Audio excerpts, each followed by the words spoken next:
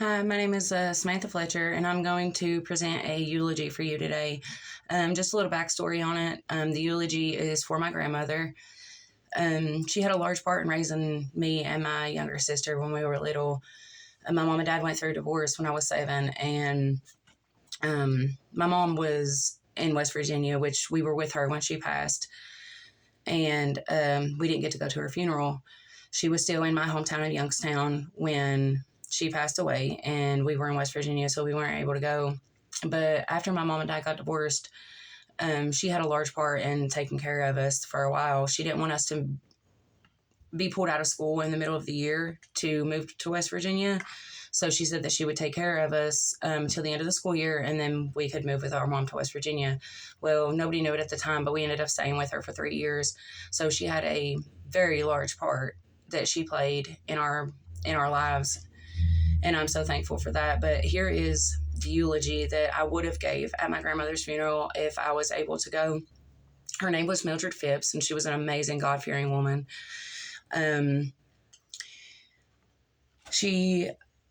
We can give her all the credit in the world for our values and our morals and our manners and just the way that she helped bring us up. She brought us up in a Christian home. We went to church every Sunday.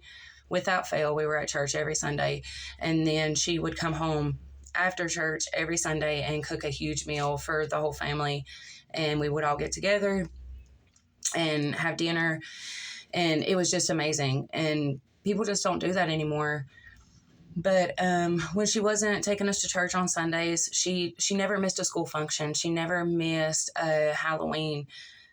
She never missed sleepovers, birthday parties. She never missed any of that. She was there for everything. She was an amazing woman. And she loved us more than anything. Every night before bed, she would sing us either Jesus Loves Me or Jesus Loves All the Little Kids of the World. And that just meant everything to us. And she just distilled so many values in us that we have passed on to our kids today. One of her favorite hobbies was yard selling, and we always used to go with her, and she loved it. And now to this day, we can't pass a yard sale without stopping. And I've told my kids the story so they know. But to this day, we cannot pass a yard sale without stopping. And I've told my kids the story of where it comes from because we did that with her. And even though they never met her, which I wish they could have, but she passed before I think I was 12. So they know a lot about her. I've told them a lot about her. She was just such a big part of our lives, and she was an amazing woman. She took care of everybody else before she took care of herself.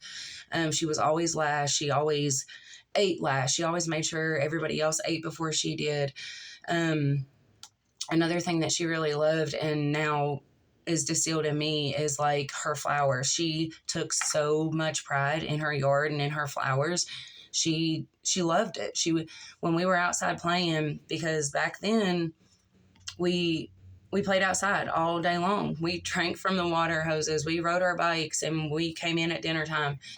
But she loved sitting outside with her flowers, and some of the pictures I still have today are the ones where she would always pose us in front of her flower bushes, holding one of her roses or rhododendrons or whatever flowers she had at the time.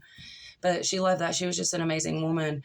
And that's probably where we get a lot of our religion, everything from. She distilled a lot in us, and we turned out to be good people because of her. And I know that we may be laying her to rest, but her memories will never fade, especially for me.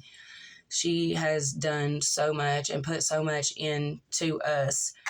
And I really hate the fact that I couldn't be here at the time, but I am so blessed to be able to give this eulogy now. She may be gone from this world, but we know she's singing with the angels and she's watching down on us. There's not a day goes by that I don't think of her, and I know that she's with me always. My grandmother was an amazing woman, and there will never be another one like her. I'm patiently waiting to see my grandmother again. It's life, and it sucks, but I hate that she's gone. I hate that such a beautiful soul is gone from this world. But I am so glad that I'm able to do this now for her and let people know what kind of person she was. Thank you for listening.